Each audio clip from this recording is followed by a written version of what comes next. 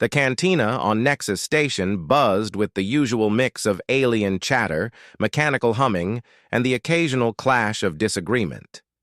Smoke from various substances drifted through the dimly lit establishment, creating a haze that made the already questionable lighting even more atmospheric. In one corner, a group of Zalarian merchants argued over shipping routes while their crystalline appendages clicked nervously against their drinks. Near the bar, a lone human sat nursing what appeared to be the station's attempt at whiskey. Staff Sergeant Marcus Chen had been off duty for exactly 47 minutes, and he was already counting down the hours until his next patrol. The Terran Marine Corps had assigned him to Nexus Station as part of the new Galactic Peacekeeping Initiative, a fancy name for babysitting alien disputes and making sure trade routes stayed open. It wasn't the worst assignment he'd had, but it certainly wasn't the most exciting either. Chen took another sip of his drink and grimaced. The liquid tasted like someone had mixed antifreeze with regret, but it was the closest thing to Earth alcohol the station had to offer. He checked his wrist display again, noting that his shore leave had another 6 hours before he had to report back to the security office. 6 long hours of trying to find entertainment on a space station that considered watching cargo ships dock to be peak excitement. The relative peace of the cantina was shattered when the main doors burst open with enough force to rattle the nearby tables.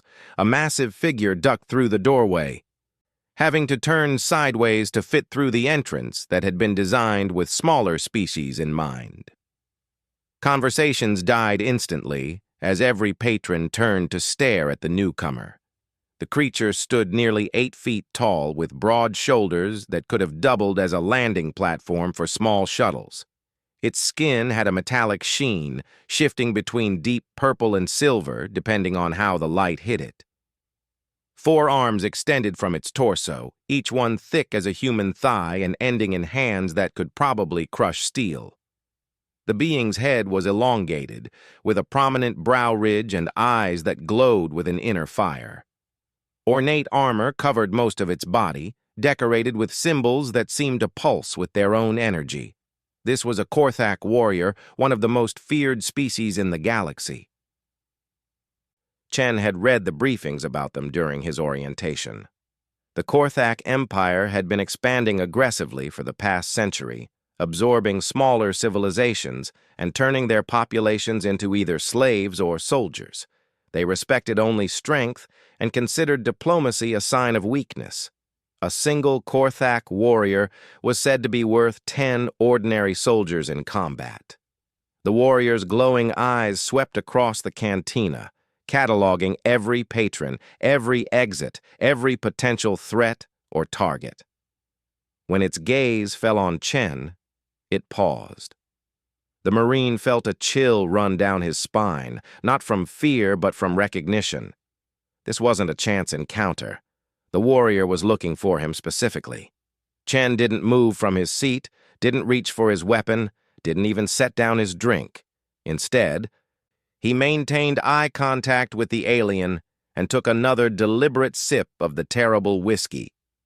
Around them, other patrons were quietly sliding toward the exits, recognizing the signs of impending violence.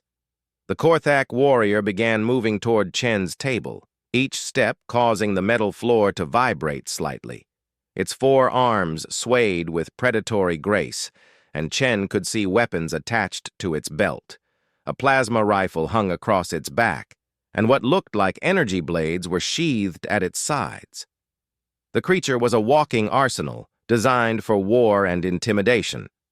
When the warrior reached Chen's table, it stopped and spoke in heavily accented Galactic Standard, its voice rumbling like distant thunder. "You are the human military representative stationed on this facility." It wasn't a question. Chen nodded slightly, still maintaining his relaxed posture. "Staff Sergeant Chen, Terran Marine Corps. And you are?" The warrior's eyes flared brighter at what it perceived as disrespect. Among the Korthak, military rank was everything, and failing to immediately grovel before a superior warrior was considered a grave insult. I am War Commander Thaxmore of the Korthak Third Fleet. I have come to deliver a message to your pathetic species. Chen raised an eyebrow, but didn't otherwise react. He'd dealt with bullies before, both human and alien. The key was not to show fear, while also not escalating unnecessarily. Well, Commander, I'm listening. Though I should mention that I'm currently off duty, so if this is an official diplomatic communication, you might want to schedule an appointment with our embassy. The sound that emerged from Thaxmore's throat could have been laughter, if laughter could somehow convey contempt and bloodlust simultaneously. Diplomacy is for the weak. I am here to inform you that the Korthak Empire has grown tired of your species' interference in galactic affairs. Your primitive technology, your crude attempts at peacekeeping, your very existence is an insult to proper warriors. Several other patrons had now completely evacuated the cantina, but Chen noticed that the bartender, a six-armed hexapod named Click, was still watching from behind the relative safety of the bar. The alien's multiple eyes were wide with fascination and terror. Chen made a mental note to tip well if he survived the next few minutes. Thaxmore continued his speech, his voice growing louder and more aggressive. The Empire has decided that humanity requires a demonstration of true power. We will begin with the destruction of your colonies in the Outer Rim, then move systematically toward your home system. Your military will be crushed, your civilians enslaved or eliminated, and your culture erased from galactic memory. Chen finished his drink and set the glass down carefully.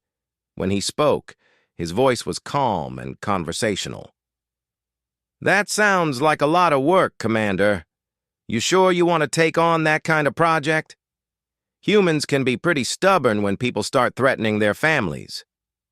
The warrior's four hands clenched into fists. Your species shows no proper respect for superior warriors. You send untrained civilians to negotiate with your betters. You establish colonies without seeking permission from rightful rulers. You dare to station your primitive soldiers alongside actual military forces. Thaxmore leaned forward, his massive frame casting a shadow over the table. But most importantly, you have forgotten your place in the natural order of things. Chen looked up at the towering alien without flinching. He'd faced down insurgents in urban combat zones, survived 3 different alien invasions of Earth, and once spent 6 months fighting giant space locusts on a mining colony. One oversized bully with anger management issues wasn't going to ruin his shore leave. You know, Commander, I've been stationed on this rock for about 6 months now, and I've heard variations of this speech from at least a dozen different species. The hegemony thought they were superior warriors. The Void Syndicate believed they deserved to rule the galaxy. Hell, even the Trade Federation tried to intimidate us with their superior economic power. Chen stood up slowly, his movements casual but controlled. Want to know what they all have in common now? Thaxmore's eyes narrowed to glowing slits. What? They're all either dead, in prison, or working desk jobs in our diplomatic corps. Chen smiled, but it wasn't a particularly friendly expression. Turns out humans are really good at 2 things, Commander. Making friends with people who treat us with respect, and making very expensive problems for people who don't. The tension in the cantina was thick enough to cut with a plasma blade. Thaxmore's breathing had become heavier, and Chen could see the warrior's muscles tensing beneath his armor. The alien's 4 hands were now hovering near his weapons, and his eyes were blazing like miniature suns. You dare mock the might of the Korthak Empire? Your species hasn't even achieved proper interstellar flight without alien assistance. Your weapons are primitive chemical projectiles and crude energy devices. Your soldiers are soft, undisciplined, and weak. Chen shrugged. Maybe so. But we're also really, really good at learning from our mistakes. And we've made a lot of mistakes over the years. He gestured around the cantina. This station, for example, used to belong to the Calrathian Dominion. They thought humans were too primitive to be worth worrying about. Then they started raiding our shipping lanes. The Marine's voice remained conversational, but something cold had crept into his eyes. The Dominion had superior technology. Better ships, stronger warriors, and a 1,000-year military tradition. They controlled 17 star systems and had never lost a major battle. Past tense, Commander. Past tense. Thaxmore's hand moved to the grip of one of his energy blades. Are you threatening me, human? Me? Nah, I'm just a grunt making conversation. Chen tilted his head slightly. But I am curious about something, Commander. You came all this way to deliver a threatening message to one off-duty Marine in a dive bar on a backwater station. That seems like a lot of effort for something you could have transmitted over standard channels. The warrior's grip on his weapon tightened. The Korthak deliver important messages in person. It ensures proper understanding and demonstrates our commitment to action. Uh-huh. Or maybe your fleet commanders wanted to see how humans would react to direct intimidation before they committed to an actual war. Chen's smile widened slightly. Which means this isn't just a message, Commander. This is a test. The silence stretched between them like a taut wire ready to snap. Every muscle in Thaxmore's massive frame was coiled for violence, while Chen stood relaxed but alert, his hands loose at his sides. The very air seemed to crackle with potential energy. You are either very brave or very foolish, human. Probably both, Chen admitted cheerfully. But here's the thing about humans, Commander. We've been fighting each other for thousands of years before we ever left our home planet.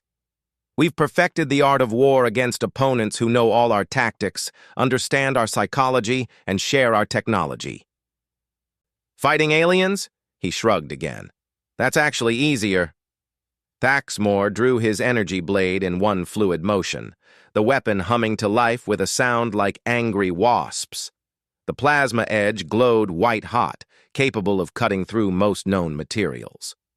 Around the cantina, the few remaining patrons dove for cover behind overturned tables. Chen didn't draw his sidearm. Instead, he reached into his pocket and pulled out a small metal cylinder about the size of a cigarette. He held it up so Thaxmore could see it clearly. Know what this is, Commander? The warrior's eyes flicked to the object, his blade wavering slightly. Some primitive human device. Emergency beacon, Chen explained casually. Standard issue for all Terran military personnel. Transmits my location, biometric data, and current threat assessment to Fleet Command. He pressed a small button on the side of the cylinder, and a tiny light began blinking red. I activated it about 30 seconds ago when you started making threats against human colonies. Thaxmore's confident expression flickered. What are you saying? Well, let's see. My pulse rate spiked when you drew that blade, so the beacon registered an immediate physical threat. It's also picking up the energy signature from your weapon and transmitting detailed scans of your equipment back to our intelligence division. Chen tossed the beacon onto the table, where it continued blinking innocently. But the really interesting part is what happens next. The warrior's blade remained raised, but uncertainty had crept into his glowing eyes. Explain. In about 2 minutes, my commanding officer is going to receive an automated alert that one of his Marines is in mortal danger on Nexus Station. In 5 minutes, station security is going to be swarming this place. In 10 minutes, the commander of our escort frigate is going to start asking uncomfortable questions about why a Korthak warrior is threatening Terran personnel in neutral space. Chen sat back down and gestured for Thaxmore to take the opposite chair. Now you could kill me right here, right now. Your blade would cut through my body armor like paper and I'd be dead before I hit the floor. But then you'd have to explain to both my government and yours why you murdered a non-combatant during what was supposed to be a peaceful diplomatic message. The Marine leaned forward slightly. Or, we could sit down like civilized beings and have an actual conversation about whatever's really bothering your empire. Your choice, Commander. For a long moment, Thaxmore stood frozen, his blade raised and ready to strike. Chen could see the internal struggle playing out across the alien's features, warrior pride warring with tactical practicality. Finally, with visible effort, the Korthak deactivated his weapon and slowly lowered his arm. "You are a clever opponent, human, but cleverness will not save your species when the Empire's fleets arrive." "Maybe not," Chen agreed. "But it might help us have a more interesting conversation while we wait for them." Thaxmore settled into the chair across from Chen, his massive frame making the furniture creak ominously. Even seated, the Korthak warrior towered over the human marine. His forearms folded in a gesture that somehow managed to convey both reluctant cooperation and barely contained aggression. The energy blade remained deactivated but within easy reach, a silent reminder of the violence that had been momentarily postponed rather than prevented. Chen signaled to Click behind the bar, holding up 2 fingers. The hexapod bartender's multiple eyes darted nervously between the human and the alien before he began preparing drinks with the practiced efficiency of someone who had survived countless cantina confrontations by staying useful and invisible. "So," Chen said conversationally, "want to tell me what this is really about? Because I'm betting it's not just the Empire suddenly deciding that humans are too annoying to live." Thaxmore's glowing eyes narrowed. "Your species has disrupted the natural order of galactic civilization. For millennia, the strong have ruled while the weak have served. This is the way of things, the foundation upon which all advanced societies are built." "Uh-huh." Chen accepted his drink from Click with a nod of thanks. "And humans are messing that up somehow?" "Your people refuse to acknowledge superior strength," the warrior growled. "When the hegemony demanded tribute from your colonies, you fought back instead of submitting. When the Void Syndicate offered your species the honor of serving as auxiliary troops, you declined and formed your own military alliances. When the Trade Federation imposed economic restrictions on your shipping lanes, you found alternative routes and undercut their profits." Chen took a sip of his drink, noting that Click had thoughtfully provided actual Earth whiskey this time. "Sounds like we've been pretty busy." "It is worse than mere defiance," Thaxmore continued, his voice rising slightly. "Your species actively encourages others to resist proper authority. The Zalarian Merchant Collective had served the Empire faithfully for 2 centuries, paying their tribute and accepting their position. Then human traders arrived with offers of mutual partnership and profit-sharing agreements. The Korthak's 4 hands clenched simultaneously. Within a decade, the Zalarians had declared independence and formed their own trade confederation. They cite human examples of successful resistance to imperial rule. They speak of concepts like self-determination and individual rights as if such things were more important than strength and proper hierarchy. Chen was beginning to understand the real issue. "Let me guess. It's spreading." "Like a plague," Thaxmore admitted grudgingly. "The Hexapod Assembly voted to withdraw from their tributary status with the Dominion. The mining guilds of the asteroid belt established their own autonomous government. Even some of our own client species have begun questioning their loyalty obligations." The Marine nodded thoughtfully. "And your Empire's response has been to blame humans for giving everyone bad ideas." "Your species represents a fundamental threat to galactic stability," the warrior declared. "For thousands of years, civilization has been maintained through clear hierarchies of power.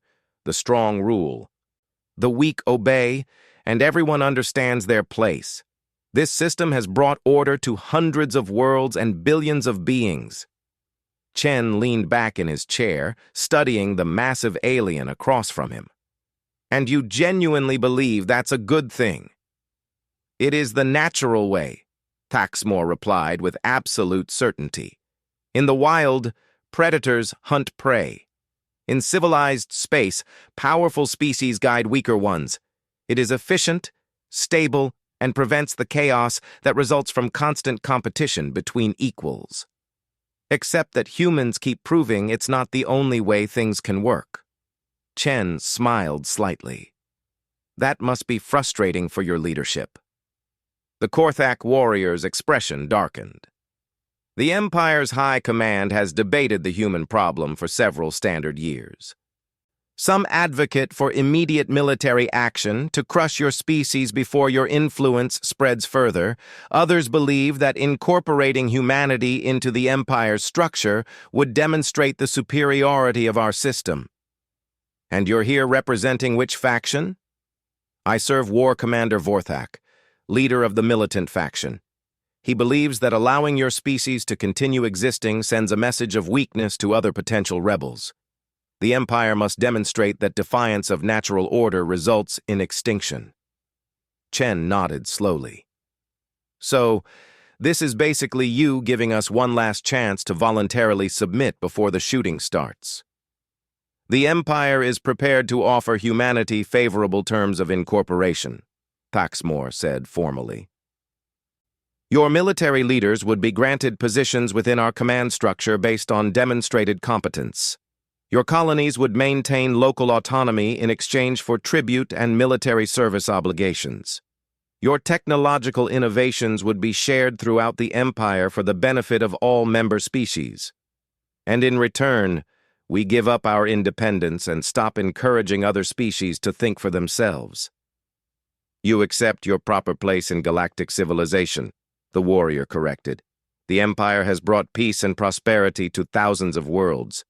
Your people would benefit greatly from imperial citizenship. Chen was quiet for several moments, apparently considering the offer. Around them, the cantina remained eerily empty, with only Click maintaining his vigil behind the bar. The hexapod's multiple eyes tracked every movement, ready to dive for cover if the conversation turned violent again. "Can I ask you something personal, Commander?" Chen finally said. Thaxmore's eyes flared with suspicion. "What do you wish to know?" "How many worlds has your species conquered?" "The Korthak Empire spans 147 star systems, comprising 312 inhabited worlds and stations," the warrior replied with obvious pride. "And how many of those worlds invited you in?" The question seemed to catch Thaxmore off guard. "Invitation is irrelevant. The strong do not require permission to guide the weak." "So all of them were conquered by force." Chen's voice remained neutral, but something cold had crept into his eyes.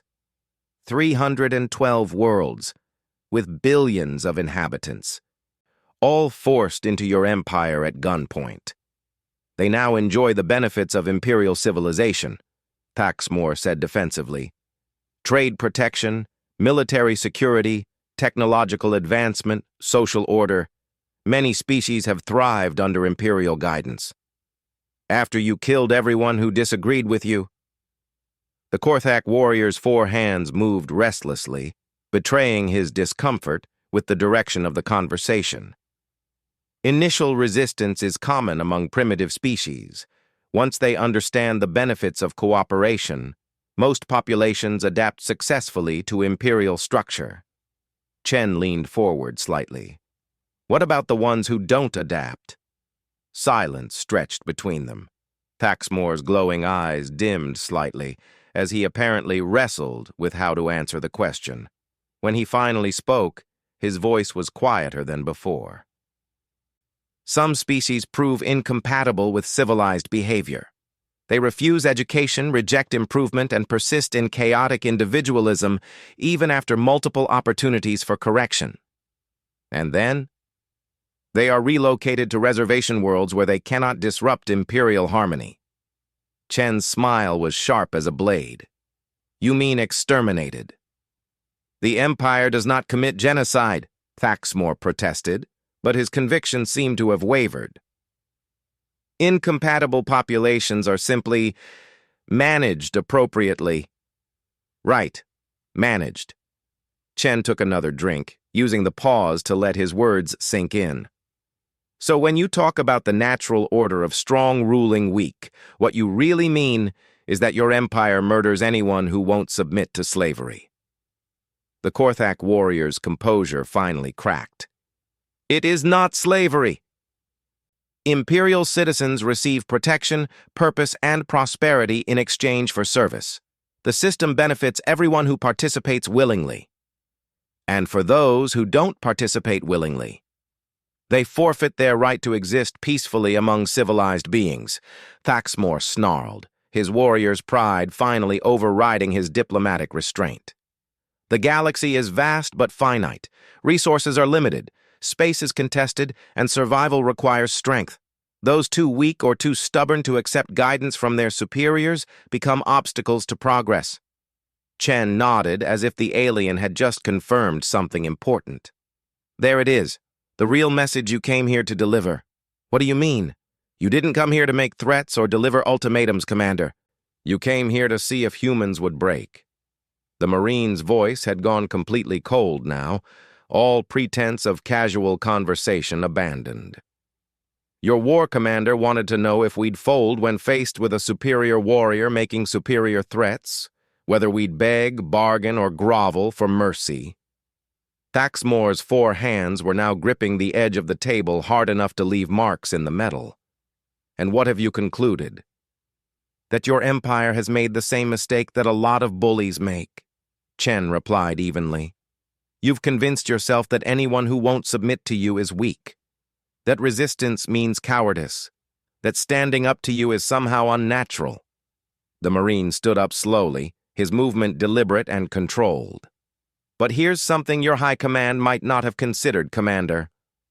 Humans didn't get to the top of our world's food chain by being the strongest, or the fastest, or the most naturally dangerous predators on the planet. Chen's hand moved to rest casually on the grip of his sidearm, not drawing it but making its presence known. We got there by being too stubborn to quit, too clever to fight fair, and too vengeful to forgive. Every species that tried to wipe us out learned the same lesson. Humans don't break. We adapt. Thaxmore rose to his full height, towering over the human Marine. You speak of adaptation, yet your species has barely escaped its birth world. The Empire has conquered galaxies while humanity plays with primitive chemical rockets. And yet here we are, having this conversation. Chen's smile was razor-thin. A single human Marine sitting across from one of your finest warriors, neither one of us backing down. Kinda makes you wonder how we've survived this long against supposedly superior opponents, doesn't it? The tension in the cantina was becoming unbearable. Click had now retreated to what looked like a reinforced storage room behind the bar, leaving only the human and the alien facing each other across a battlefield disguised as a conversation. Your cleverness will not save you when Imperial fleets arrive in force, Thaxmore growled. Maybe not, but it's saved us before. Chen's voice carried absolute confidence. Your empire isn't the first group of aliens to decide that humans need to be put in their place, Commander. Hell, you're not even the most dangerous, but every single one of them learned the same thing eventually. Which is that humans have a really, really long memory, and we're absolutely terrible at forgetting grudges. The Marine's eyes had gone flat and cold. Every species that's tried to conquer us has ended up learning what it feels like to have humans hunting them across the galaxy. We're not the strongest or the fastest, but we're definitely the most persistent. Thaxmore's hand moved back toward his energy blade. Are you threatening the Korthak Empire? Me? I'm just one Marine. Chen spread his hands innocently. But I'll tell you what I'm going to do when I get back to my post, Commander. I'm going to file a report about this conversation.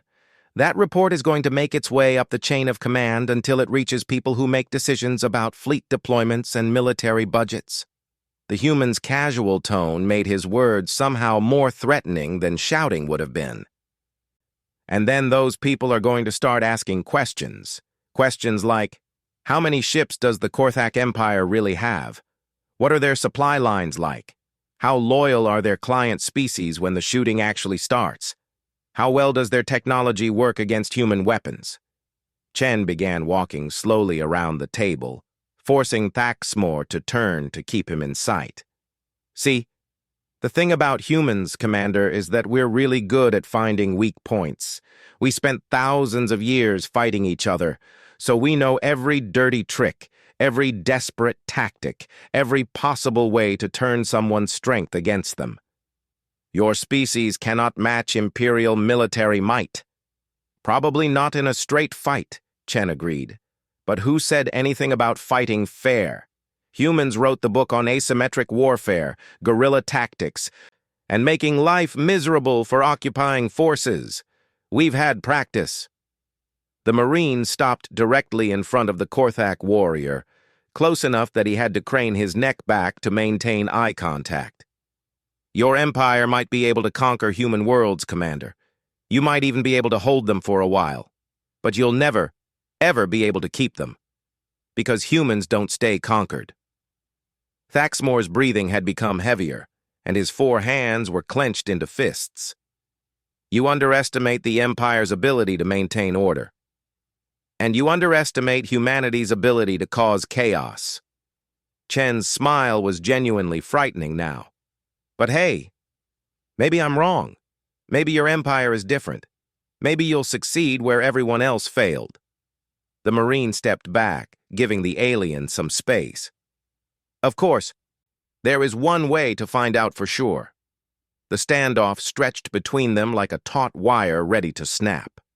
Thaxmore's 4 hands flexed rhythmically, his warrior instincts screaming for action, while his tactical mind calculated odds and consequences. Chen remained perfectly still, his casual posture belied by the predatory alertness in his eyes. The silence in the cantina had become oppressive, broken only by the distant hum of the station's life support systems. Finally, Thaxmore spoke, his voice carefully controlled. You mentioned there was a way to find out for sure whether the Empire would succeed against humanity. Elaborate. Chen reached into his jacket pocket again, this time producing a small data pad. He tossed it onto the table between them, where it landed with a soft click against the metal surface. Take a look. The Korthak warrior's eyes flicked to the device suspiciously. What is this? Battle reports, combat assessments, casualty figures. Chen settled back into his chair with an air of someone about to deliver a lecture. Data from every major conflict humanity has been involved in since we left Earth. I downloaded it while we were talking. Amazing what you can access with the right security clearances. Thaxmore made no move to pick up the datapad. Why would you show me classified military information? Because it's not really classified anymore. Most of it becomes public record eventually, and the rest... Chen shrugged. Well, let's just say that sometimes the best way to avoid a war is to make sure the other side knows exactly what they're getting into. The alien's glowing eyes narrowed. You believe this data will deter Imperial action? I think it might give your war commander some things to consider before he commits to a full-scale invasion. Chen leaned forward slightly. Tell me, Commander, what do you know about the Hegemony War? Thaxmore's expression shifted slightly. The Hegemony controlled 60 star systems before their empire collapsed 3 years ago. They were formidable opponents. Formidable doesn't begin to cover it, Chen said quietly. They had technology that made our best ships look like toys. Energy weapons that could vaporize entire continents. Shields that could stop anything we threw at them. And they had numbers. For every human ship, they fielded 20. The Marine's voice took on the tone of someone recounting a nightmare. The war lasted 18 months. In the first 6, we lost half our fleet and 23 colonies. Our military leadership was convinced we were facing extinction. Yet humanity survived, Thaxmore observed. We did more than survive. We won. Chen's smile was cold as the vacuum of space. Want to know how? The Korthak warrior remained silent, but his posture indicated he was listening intently. Turns out that all their superior technology had a weakness. It required rare elements that they mined from a handful of worlds in their core systems. Elements that were absolutely essential for their weapons, their shields, their faster-than-light drives. Chen picked up the data pad and scrolled through several files. Humans are really good at logistics analysis. We figured out their supply chains, identified their mining operations, and then, we didn't attack their fleets or their military bases. Those were too well defended. Instead, we went after their cargo haulers. Every supply ship, every mining transport, every maintenance vessel that carried those essential elements. Chen's eyes had gone flat and cold.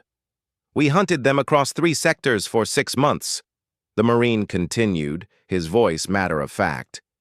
The hegemony responded by increasing escort strength for their convoys, so we started using suicide attacks, ramming ships loaded with explosives into their supply vessels. They adapted by spreading out their cargo runs, so we adapted by building faster ships and using hit-and-run tactics. Thaxmore's 4 hands had begun to twitch nervously. This is standard asymmetric warfare doctrine. Standard, maybe. But humans take it to extremes that most species find... Chen paused, searching for the right word. Disturbing. We kept escalating. When they tried to protect their supply lines with minefields, we sent volunteers in small craft to manually clear paths. When they stationed fleets at strategic choke points, we found new routes through asteroid fields that should have been impossible to navigate. The Marine pulled up another file on the data pad. But the real turning point came when we started targeting their civilian infrastructure. Not their military shipyards or their weapons factories, their food production facilities, their water purification plants, their medical supply depots. Thaxmore's breathing had become audibly heavier. You attacked non-combatants? We attacked their ability to maintain their war effort, Chen corrected coldly. Every calorie they had to divert to feeding refugees was a calorie that couldn't support their military. Every medical supply shipment that had to be redirected to treat civilian casualties was a shipment that couldn't reach their frontline forces. The Korthak warrior's voice was barely above a whisper. How many died? On their side? The datapad has the exact figures, but we estimate somewhere around 40 million military casualties, and perhaps twice that number of civilian deaths from starvation, disease, and infrastructure collapse. Chen's expression remained completely neutral. On our side, we lost about 12 million people, most of them volunteers for suicide missions. Silence fell over the cantina like a shroud. Thaxmore stared at the human Marine with something that might have been horror, or possibly respect. When he spoke again, his voice had lost much of its earlier arrogance. Your species deliberately sacrificed 12 million of your own people to destroy an enemy. We sacrificed 12 million volunteers to save 8 billion humans who would have been enslaved or exterminated if the hegemony had won, Chen replied matter-of-factly. Every single one of those volunteers knew exactly what they were signing up for, and there was a waiting list. The alien's 4 hands were now trembling slightly. This level of dedication to warfare is unprecedented. Oh, that's nothing, Chen said cheerfully, his casual tone making his words infinitely more disturbing. The hegemony war was actually pretty conventional by human standards. We fought it mostly in space, mostly against military targets, and we accepted their surrender when they offered it. Thaxmore's glowing eyes widened. There have been others? Chen scrolled through more files on the datapad. The Void Syndicate tried to force humanity into a tributary relationship about 5 years ago. They had a different approach than the hegemony. Instead of trying to conquer us outright, they infiltrated our society, bought off politicians, corrupted our media, turned our own people against each other. The Marine's voice took on an admiring tone. It was actually pretty clever. They figured that if they could create enough internal conflict, we'd eventually ask them to step in and restore order. Classic divide-and-conquer strategy. What was humanity's response? Well, first we had to identify who was working for the syndicate and who was just ordinary political opposition. That took a while because the syndicate was very good at covering their tracks. Chen's smile became predatory. But humans are also very good at investigation and intelligence gathering. We've had lots of practice rooting out foreign infiltrators. The Marine pulled up another set of files. Once we identified the traitors, we had to decide how to deal with them. Some people wanted public trials, some wanted immediate executions, some wanted to try rehabilitation programs. Which option did your government choose? All of them, Chen replied simply. Public trials for the politicians and media figures who had betrayed their oaths. Immediate execution for the intelligence operatives who had been selling state secrets. Rehabilitation programs for the civilians who had been tricked or coerced into cooperation. Thaxmore was beginning to look genuinely disturbed. And the syndicate itself? That's where things got interesting, Chen said, his tone suggesting that interesting was a significant understatement.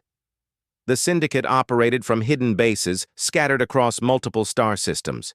They thought they were safe because humans didn't know where their facilities were located. The Marine's eyes glittered with something that might have been amusement. So we asked the people we'd just arrested, the ones who were facing execution for treason. Turns out that when you give someone a choice between death and cooperation, they become very helpful very quickly. You used your own traitors as intelligence sources. We used every resource available to protect humanity from an external threat, Chen corrected. And it worked. Within 6 months, we had identified every syndicate base, every safe house, every supply cache they maintained. The human leaned back in his chair, his casual posture contrasting sharply with the horrific implications of his words. Then we did something the syndicate wasn't expecting. Instead of attacking their bases directly, we surrounded them. Completely. Every planet, every asteroid, every space station they controlled. Thaxmore's voice was barely audible. A siege. The most comprehensive siege in galactic history, Chen confirmed. We cut off their trade routes, intercepted their communications, and prevented any ships from entering or leaving their territory. Then we waited. How long? 2 years, 4 months, and 16 days. The precision of Chen's answer suggested he had memorized the exact duration. We maintained complete blockades around 47 different locations simultaneously. No food shipments, no medical supplies, no raw materials, no outside contact of any kind. The Korthak warrior was now staring at the human with undisguised horror. You starved them into submission. We offered them multiple opportunities to surrender, Chen replied defensively. They could have ended the siege at any time by agreeing to cease all operations against humanity and submit to monitoring by neutral parties. But they refused.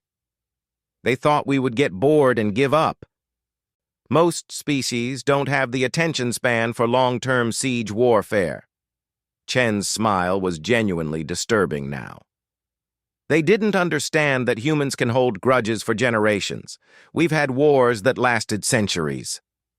The Marine pulled up a final set of files on the datapad. By the end of the siege, the syndicate had lost approximately 90% of their population to starvation, disease, and internal violence. The survivors finally agreed to unconditional surrender, but by then it was too late for most of them. Thaxmore's breathing had become labored, as if the station's atmosphere had suddenly become too thin. Your species committed genocide. We defended ourselves against a hostile alien infiltration using legally sanctioned military tactics, Chen corrected firmly. Every action we took was in accordance with established rules of warfare and conducted only after our government formally declared the syndicate to be an enemy combatant organization.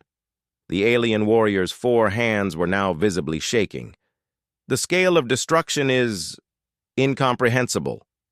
And that brings us to your empire's current situation, Chen said, his tone becoming businesslike. Based on our intelligence assessments, the Korthak Empire currently controls approximately 300 worlds with a combined population of about 400 billion sentient beings. Thaxmore nodded numbly.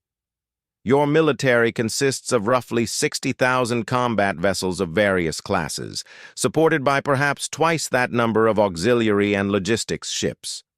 Your technology is approximately equivalent to what the hegemony possessed, though with some interesting innovations in energy weapon design. The human's voice took on the tone of a professor delivering a lecture. Your empire's primary weakness is that it's held together by fear rather than loyalty. Most of your client species serve you because they're afraid of the consequences of rebellion, not because they believe in your cause. Chen stood up and began pacing around the table again. That means that if humanity were to go to war with the Korthak Empire, we wouldn't need to defeat your military directly. We'd just need to convince your subject species that we were more dangerous to your empire than your empire was to them.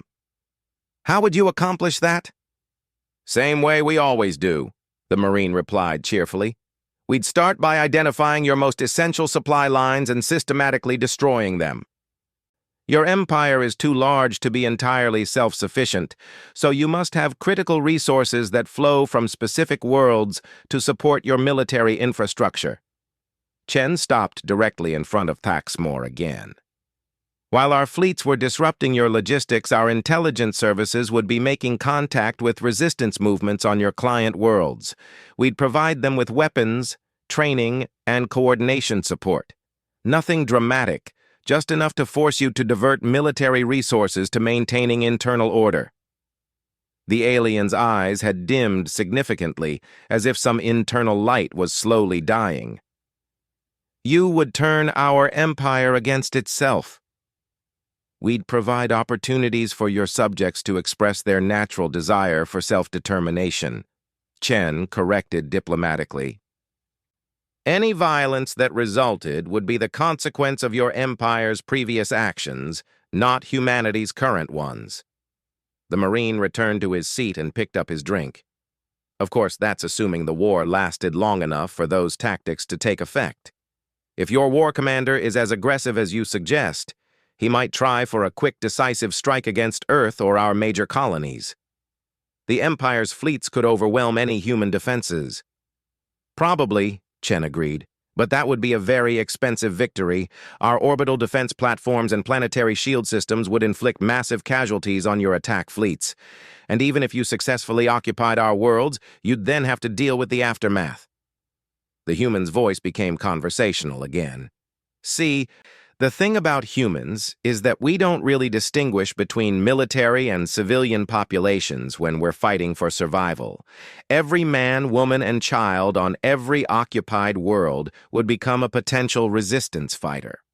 Your occupation forces would face constant guerrilla warfare, sabotage, and terrorist attacks. Chen took another sip of his drink. Based on our historical data, the average human resistance movement can tie down between 5 and 10 times their own number in occupation troops. So if you conquered a world with 10 million humans, you'd need to station at least 50 million troops there just to maintain basic order. Thaxmore's voice was hollow. The resource requirements would be enormous. Completely unsustainable, the Marine confirmed. Which means that any Korthak victory over humanity would be Pyrrhic at best. You'd spend so many resources conquering and occupying human worlds that you wouldn't have enough left to maintain control over the rest of your empire. The alien warrior was now slumped in his chair, his earlier aggressive posture completely abandoned.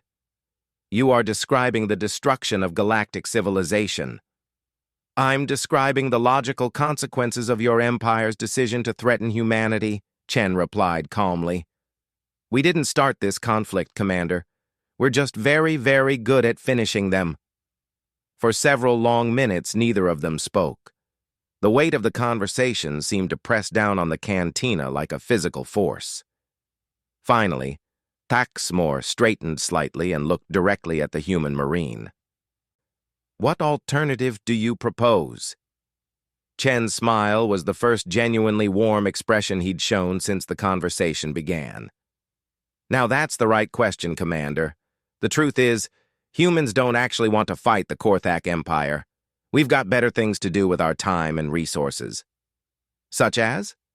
"Exploring new worlds, developing new technologies, building trade relationships with friendly species, creating art, music, literature, raising our children and planning for their futures." The Marine's voice carried genuine emotion now. "Basically, all the things that civilized beings do when they're not being forced to fight for their survival." Chen leaned forward, his expression earnest. "The galaxy is big enough for both humans and Korthaks, Commander. We don't need to be enemies. The Empire's leadership believes that human ideals represent a fundamental threat to galactic order. Then maybe it's time for the Empire to consider whether galactic order is worth preserving if it can only be maintained through constant warfare and oppression," the Marine replied quietly. "There are other ways to organize interstellar civilization." Thaxmore was quiet for a long moment, his glowing eyes dimmed to barely visible embers. When he spoke, his voice was thoughtful rather than aggressive. "You would propose what alternative?" "Mutual respect, voluntary cooperation, trade partnerships based on fair exchange rather than tribute extraction." Chen's voice carried genuine enthusiasm now.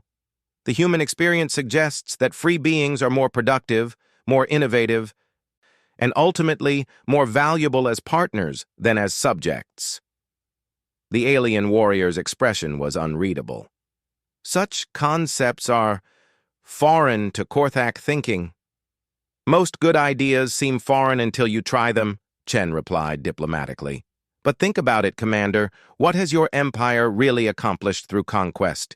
You control 300 worlds, but how many of them actually contribute anything meaningful to galactic civilization beyond raw materials and tribute payments?" Thaxmore seemed to consider this question seriously. "The Empire has brought order and stability to countless systems." "At the cost of innovation and creativity," the human countered. "When was the last time one of your client species developed a new technology or created a work of art that enriched the galaxy? When did any of them voluntarily contribute something to the Empire beyond what was demanded of them?" The silence stretched between them again, but this time it felt contemplative rather than threatening. Chen finished his drink and set the empty glass on the table, then looked directly at the alien warrior. "I'm going to make you an offer, Commander. Something you can take back to your war commander and your high command." "What kind of offer?" "A demonstration," Chen said simply. "Give us 1 year, just 1 year. During that time, the Korthak Empire agrees to suspend all aggressive actions against human territories and neutral species. In return, humanity will provide technical assistance, medical aid, and educational support to any Korthak worlds that request it." The Marine's voice carried absolute sincerity. "No strings attached? No hidden agendas, no attempts at infiltration or subversion, just genuine humanitarian aid provided freely to anyone who wants it." Thaxmore's eyes flared brighter. "What would humanity gain from such an arrangement?" "The opportunity to prove that cooperation works better than conquest," Chen replied simply. "At the end of 1 year, your empire can evaluate the results and decide whether human methods produce better outcomes than traditional imperial approaches." "And if the Empire concludes that human methods are inferior?" Chen shrugged. "Then you'll have a year's worth of detailed intelligence about human capabilities, strategies, and weaknesses. That information alone should be worth the temporary ceasefire." The alien warrior considered this proposal for several minutes, his 4 hands drumming thoughtfully against the table surface. "You would trust the Empire to honor such an agreement?" "Trust but verify," the Marine replied with a slight smile. We'd want neutral observers to monitor compliance on both sides, and we'd reserve the right to respond defensively to any violations. But you would genuinely provide aid with no expectation of political concessions?